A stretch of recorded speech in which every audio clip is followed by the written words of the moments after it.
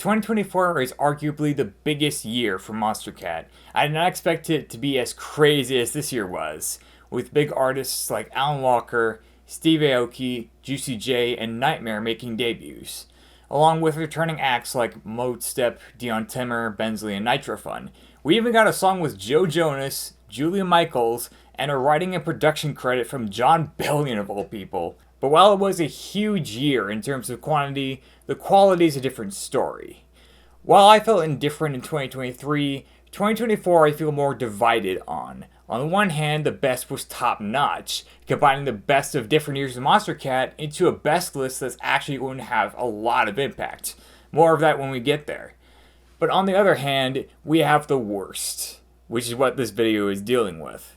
And I thought we hit the bottom of the barrel in 2022, but somehow in 2024, the bar for the worst is sunk even lower.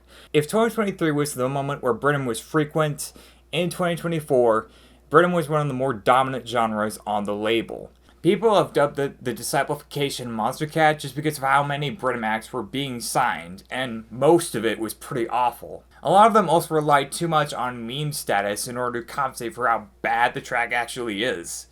I argue Instinct had a decent year because the house band wasn't as bad, and we got some nice surprises, but the worst the sub-label had to offer contains some of the most bland deep house and future-based cuts I've heard since 2021. So without further ado, let's get on with the list. But first, some updated rules. Number 1, only 2 artists per song in the top 10, and 1 artist per song in the honorable or dishonorable mentions. Number 2, no remixes or VIPs, although VIPs can be a factor and sequel songs do count. So with that said, let's get on with our list of dishonorable mentions in no specific order, starting with... It's a knock.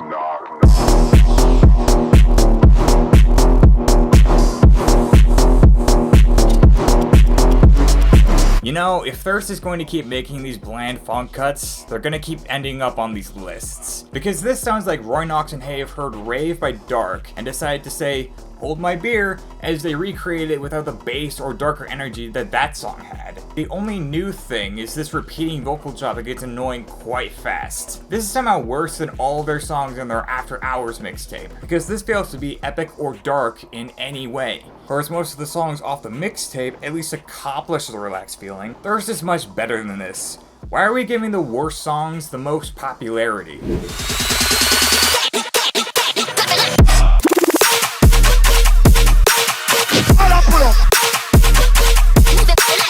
How many of you have guessed this would have been on the list after hearing my updated rules? And it's not without reason, because this reminds me way too much of She's a Killer Part 2 and being a pointless sequel song that's worse than the original. This is basically a Soki flip of Gonland's You Want Me, and a bad one at that. The bombastic energy of the original is replaced with one of Soki's most bland productions to date. The synth saps have no power, and the vocals are pitched up, making them sound frail. And this song is extremely short at only 2 minutes and 9 seconds compared to the original, which was at least 3 minutes. As much as I don't like She's a Killer Part 2 for missing the tone of the original, paired with some really weak drum and bass percussion, at least it felt like a complete idea. Whereas this has the original's aesthetic, and it does it a lot worse due to the song feeling like a fragment. Yet despite this, it became more popular than the original. Just why?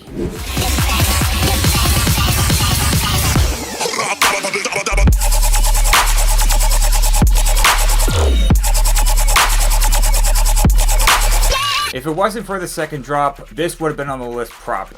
I can respect Excision taking some time off and trying to bring back his robotic metallic sound design. He's getting better at least. Then I heard Dabba Dabba, and all those problems I had with him came crashing back. Once again, he's wasting Dion Timmer's creative flair on a beyond basic trap song. And while some people have praised the Speedhead House drop because the bass is nice and it blends well with the flickering synth accents, the first drop legitimately sounds unfinished. The bass is non-existent, those synth accents are left stranded to try try and carry the song, and they can't. The percussion is way too loud and just reveals how empty this is. It makes you wonder why the entire track isn't just the second drop. That could have been decent. Instead, we get a song where half of it sounds like an undercooked demo, and then put an effort in the second half to try and redeem it. Then there's the title, and yes, it's a very obvious attempt at a meme, but it's very revealing that they have to bank off a meme and a ridiculous title that could have been used on a much better track than this.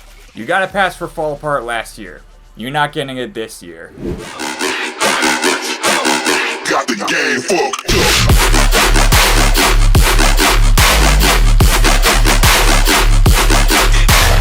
I originally thought of putting Play It Twice on this list. It's a mediocre at best infect tune, putting way too much emphasis on the meme when the track is really tedious and boring to listen to. Then I heard Samplifier doing the exact same thing a month later, but to even worse results, and without the memes. I don't get this appeal of constantly repeating the same synth croaks over and over again, with slightly different variations. It's like Groove Master, but for trench instead of house. But it's the sound design that puts me off here. Between the metallic bass scratches and the trench synths clashing badly, creating no sense of flow, along with an atrocious sputtering sustain on the second drop, there's something about this song that makes me feel queasy just listening to it. I've heard the rest of Samplifier's trench, like Punch and Menticide, and they aren't bad, but Goom just feels off every time I listen to it. Let's move on. You think you know me, but you don't know me better.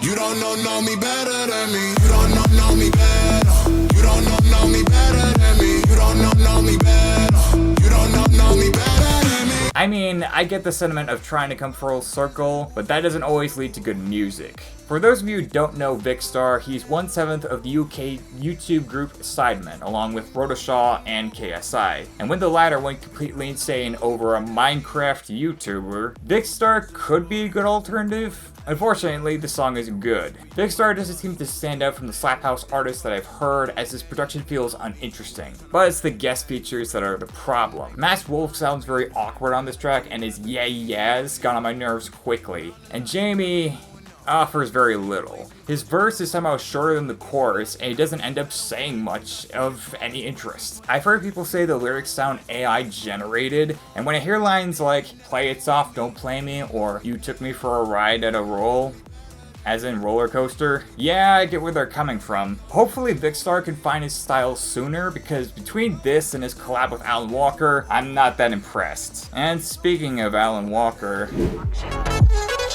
prepare for light speed.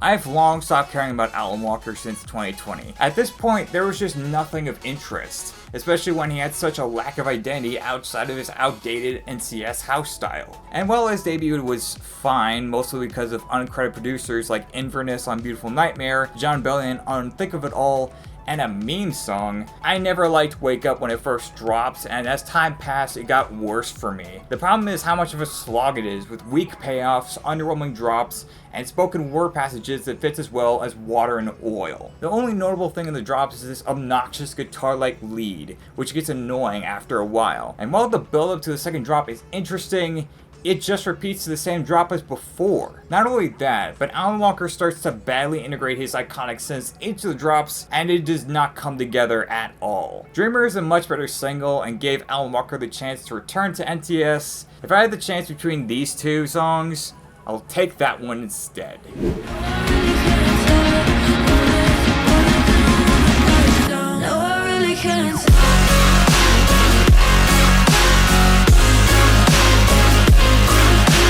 The part of me that wanted to give Armor & Hammer a proper chance after 2022 pretty much died this year, as I realized a decent EP will only get you so far, especially when you follow it up with an average at best album and an atrocious EP, The Mess We Made. But the final nail in the coffin was this, which feels like a step backwards in the free world territory of bad mixing and drops trying to be hard-hitting but fail miserably. If anything, this is just a worse version of Broken Hearted, just without the heavy drop. Between the awkward thunk of the snare, the muddy sense, the song has this strange vibe where it's trying to convey emotion to the production but can't do it. And just like with Wake Up, there's this unnecessary fake out towards the second drop that leads to the same thing again. Some might consider this placement to be a bit harsh, but given my history with Arm & Hammer and my disappointment with this, it was going to be on the list. Not enough to make it into the top 10, but still, Arm & Hammer, you can do better. Twerk that ass to the floor, now twerk that ass some more. Drop that ass, twerk, let me see you work. Drop that ass, bitch, bounce it down low. Ladies and gentlemen, the biggest punching bag of 2024. And while I think it's much deserved, I don't think people realize how bad this truly is. For those of you who don't listen to hip-hop or follow the Billboard charts at all, this song is interpreting the flow of Rich Baby Daddy by Sexy Red and Drake. As if that's not bad enough, the drops are literally just one unpleasant sustain layered over some trap percussion. Trigger Barbie's whiny vocal delivery does not convey the bad girl energy she's trying to go for, and the song is under 2 minutes. So why is it not on the list proper? I don't hate this. With a song this bad, I just can't. It almost feels like a song that wants to be hated so badly that I just don't have it in me. If anything, it's just laughably bad than outright bad. Or to put it in another way, this song is so bad, it can't even win at being the worst. But with that said, let's start this list proper, starting with number 10. A lot of EDM music and music in general requires a formula these days. Think of any big hit, and it's likely that an artist has tried to replicate that formula. David Guetta has done it, Tiesto has done it, Robin Schulz stole it and then replicated it. You get the point. So say you have a recently praised single from a 2-year EP. You create a formula from your single, and then 2 years later, you decide to reverse that formula, but you do it in a way that's less effective and hits in a way that you don't want.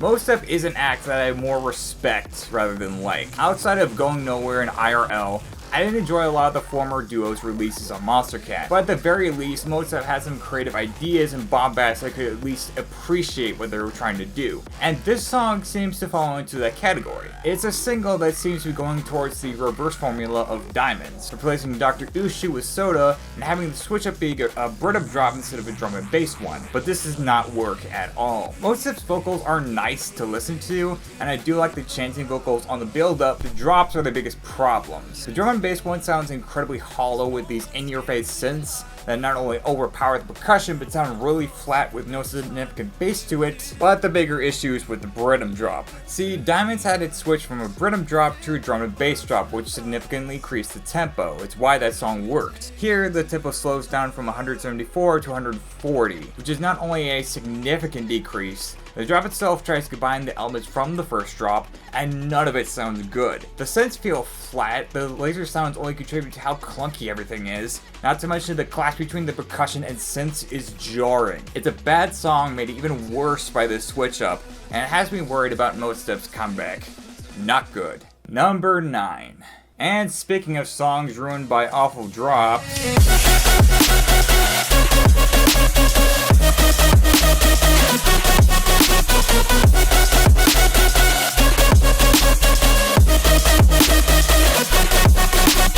look, I can at least appreciate a redemption arc, especially when it comes to the awful year Slushy had in 2022. And on some level, he's at least steering clear of any Britum. That's a good sign to begin with. And has gotten success from his lo-fi Elias Sapient Dreams with Past Lives. He even remade his worst song Turn It Up with Affinity and made the song a lot more tolerable to listen to. That said, most of his Monstercat songs were either middle of the road or songs like this.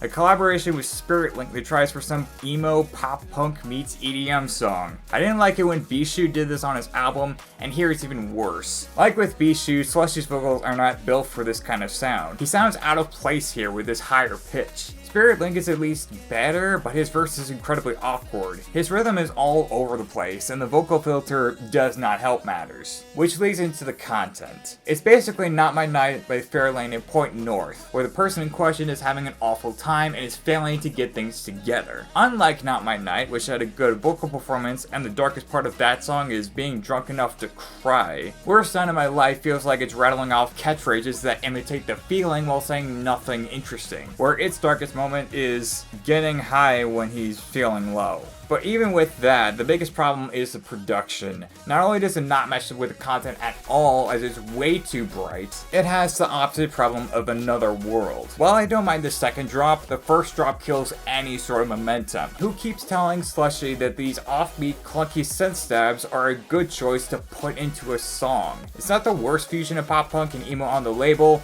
we'll get to it. It's still a poorly executed experiment that can't decide what emotion it's trying to convey, and the drop just makes this worse. I'd skip this. Number 8. Is it possible not to talk about the worst of 2024 without mentioning Brittum? Because I'd argue it was the most common genre and not a lot of it was good. And while there were acts like Cyclops, Resurrect, and Control Freak that made some decent singles, most of the songs fell into this camp of Disciple leftovers. Hence why people call this the disciplification of Monstercat. Company had a bad year in general, and in fact released a pretty disappointing album. Samplifier's Goom was worse than that, and Sullivan King, well, we'll get to him. But one of the most shocking debuts was this. Mainly because there seemed to be a lot of people defending this, saying, hey, it's at least not as bad as his other songs, and while some of that logic saved this from a higher position, it's still making my list. Drop it.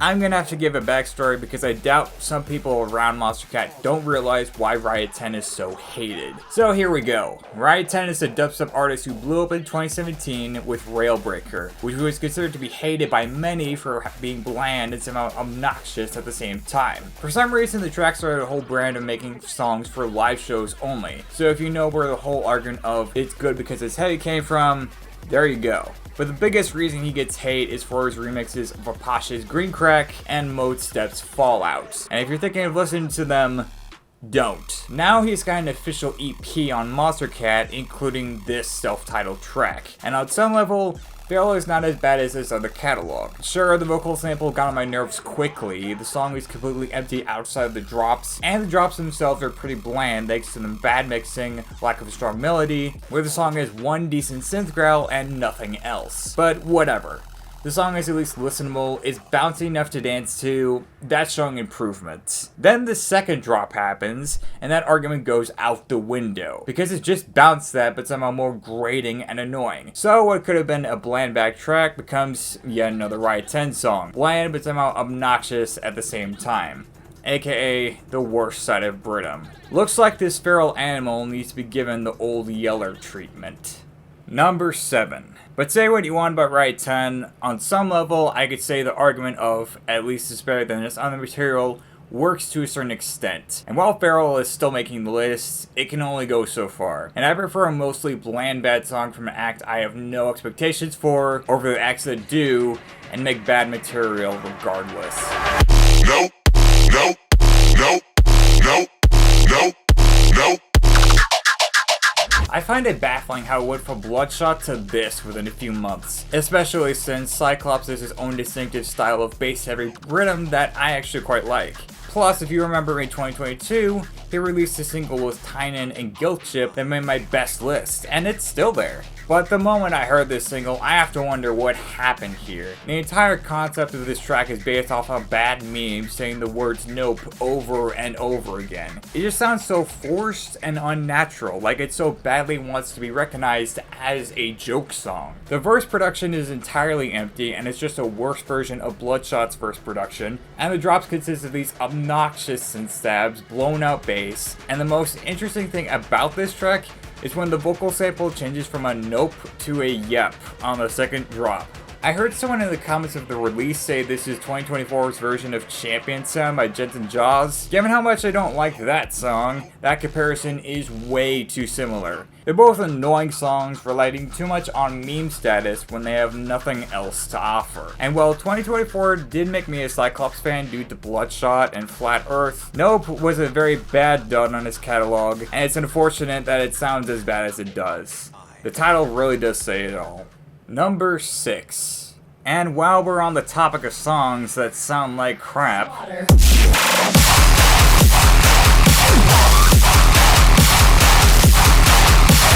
After 2023, I honestly don't know how to feel about Sultan King anymore. He's made plenty of good songs like Someone Else, Fall Apart, and Dead March. He's also made plenty of really terrible songs too, like Let Me Go, Pursuit of Violence, and End of Us. Which leads us into this. His second collaboration with Vastiv, the first being Die By My Hand, which is a song I didn't even like, and Slaughter is worse by a long margin. Most of it is due to misusing Vastiv here, as his aggressive upfront persona is significantly reduced. When at least Die By My Hand had a persona, even if it was a complete mess, the song is rather tame, which is not a good thing when the song sounds as bad as it does, where the general feeling is being uncomfortable. The open brazenly in the intro that's incredibly off-putting, giving you a terrible first impression, and the drops just seal the deal. That slimy sustain, the screechy synth, the fact that everything is just smothered in this awful distortion. No matter the switch-ups, all of them have this bizarre experience, where it's too tame for this to become a heavy hitter,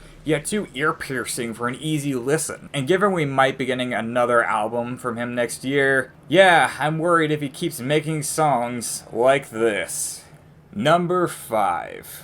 These next few songs are on lock. I don't see anything taking these slots anytime soon for years to come. These are all the songs that got on my nerves the most, and they're the reason why I'm so divided on this year in the first place. Starting off with this top 5, let's talk about rap. A common thing I've seen from Monstercat rankers is that a lot of them don't like rap. For me, it was all a matter of execution. But this year, yeah, I can understand where people are coming from with most of these songs. And while this isn't the worst example of rap on the label, it's close.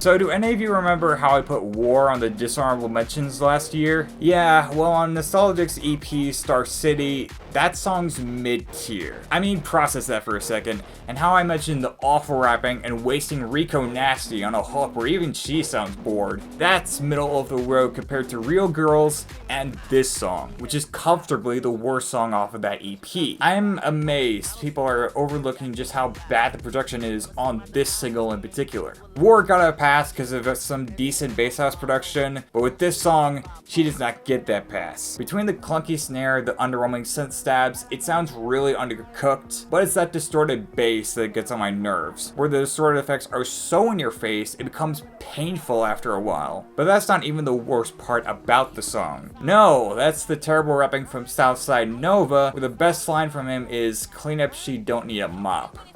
Yeah, not to mention Nostalgics is trying to sing on the chorus and oh wow, she sounds awful even with multiple sets of auto-tune, plus the mixing of said vocals is atrocious, as they just sound hollow and get swamped out by the production. Thankfully Lockdown and Need You ended up becoming the singles most associated with the album, and thankfully those songs are released decent. But this was a bad single, and the worst song Nostalgics has done on the label. And if we're going by the title of this track, Has Been Hotel is more demonic than this. Number 4. I've said many times before that disappointments are a big factor for my worst lists, and for that reason, this song for a while actually topped this list. It fell back because while this song is pretty bad, the artist was able to make a comeback, and 2 of his songs are actually on my best list. Stay tuned for that. Plus, the songs later on this list are significantly worse than this. But given the awful first impression I had with this, yeah, there's no other way I could put this. Fairlane, I wish you could take this back.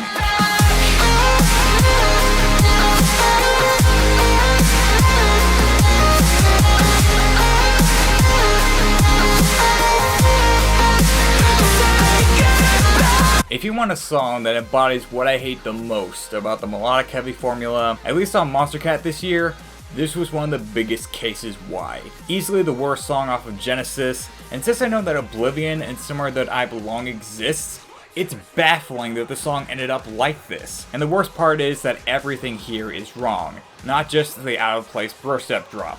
Shane Told can't really sell the depressing atmosphere the song is trying to go for. It contains a really forced curse word that reminds me of the Chainsmokers' early work, not a good sign, and the anger is sold even worse. The screaming ruins the tonal consistency early and does not sound impactful at all. But the biggest problem is Fairlane's production. The song starts off with your standard EM production with guitar strums and trap percussion, and while I do like the vocal loops leading up to the drops, the melodic drop contains one of the weakest guitar guitar leads I have heard Fairlane use, backed up by a snare that's way too punchy and it blocks out the guitar strums. I thought If I Lost You was impactful, but this really takes the cake of really underwhelming melodic drops. And the heavy drops, yikes. The first half is this Riot-esque lead that's going all over the place, combined with the awful integration of the melodic elements. There's no sense of flow. All of it leads to confusion since there's no structure, and the second half is quarter note Brittum, where the bass swamps out everything, including those faint synth stabs,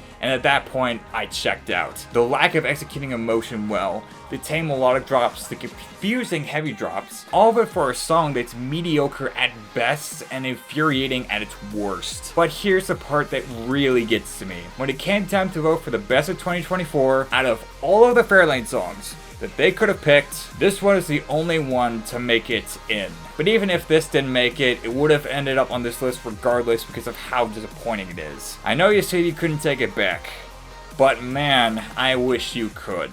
Number 3.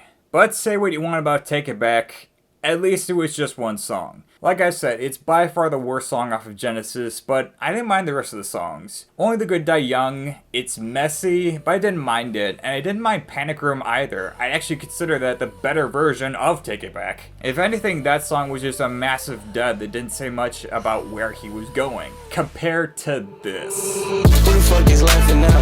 Who the fuck is laughing at me? I'ma hop inside this caddy and take this half a addy. I know I'm laughing at these problems and you will laugh too. I got this power in my hand and make me laugh at you. It's just amazing how much interest I lost in Whipped Cream after this year. Except for About You, all of her darker, rougher production that made her best work was gone, and in place was a collection of some of her worst work she's ever done. That collection being her EP, Is It Real, which contained bad rapping, production of questionable quality, and tracks that barely lasted 2 minutes. Where a recycling of Rewind But I Love You is the second best on that album. And then there's Who's Laughing Now, a song that wasn't even included on the EP, and on some level, I could tell why. Because this song is worse than everything on that EP. I already started getting bored with the dreary pianos, Whipped Cream's awful cooing, and a popping snare that fits with nothing. Then it somehow gets worse, where the production switches into this Marshmello-esque trap beat, and 4 or 5 mumbles about taking addies and going crazy. And the large problem is with him. He has no chemistry with Whipped Cream, and his verse contributes nothing to it. In fact, it makes it worse. Then the second drop starts adding these greasy synths, trying to add Whipped Cream style in there, and at that point, I checked out. If anything, I'm more concerned with how Whipped Cream's music is going to evolve after the EP. Given how much I heard how awful the new Joker movie is, and how it narratively destroyed the movie and made it pointless, I would rather watch that movie twice than listen to this again. Number 2. These next 2 songs were destined to take the top 2 spots. If there was a small chance that the top 5 changes, there's an even fewer chance that these songs move at all. Because they represent the worst of this new wave of Brittum, and I'm actually very worried about how bad things are going to get for Monstercat if they keep adding songs like this. In other words, if you thought we were done with Riot 10, well, you'd be wrong. Because we still have this.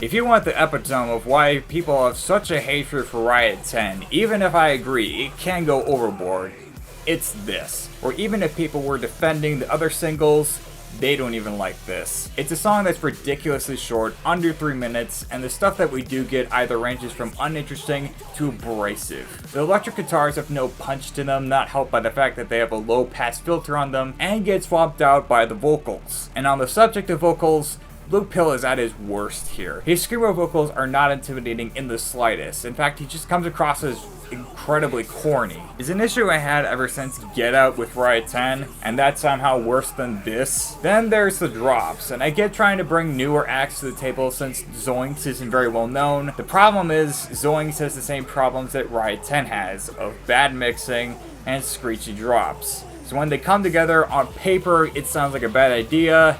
And yeah, it is. The drops are a screechy, badly mixed mess where the synth stabs have no weight to them thanks to the awful sustains that shoved right into the front of the mix. This isn't fun, or makes you want to bop your head. There's no groove to this. It's just being heavy for the sake of it, no matter how unpleasant the song sounds. At least with Bounce That, there's some ironic appeal, and I could see Feral getting played on live shows, provided you avoid the second drop. This, on the other hand, is Burnham at its worst, being underpowered and annoying at the same time, and it looks like Riot 10 is about to become a mainstay on the label, given how much he's released. I just hope whatever he has planned next is not this, because this is awful. Number 1. For the years I've covered, the common consensus was more on disappointment. In 2022, that was Lost and Found by Faint, Ricky, and Skyel. Now that's no longer the case, but my new number 1 does fall into that category. Last year, it was End of Us by Sullivan King, which I still stand by. The point is, most of my number 1s had a song that disappointed me. Yeah, not this year. In fact, I literally had no expectations this would be good. But the reason why this is taking the top spot really boils down to this. Sometimes the song is so bad that it will win over any disappointing song. Case in point...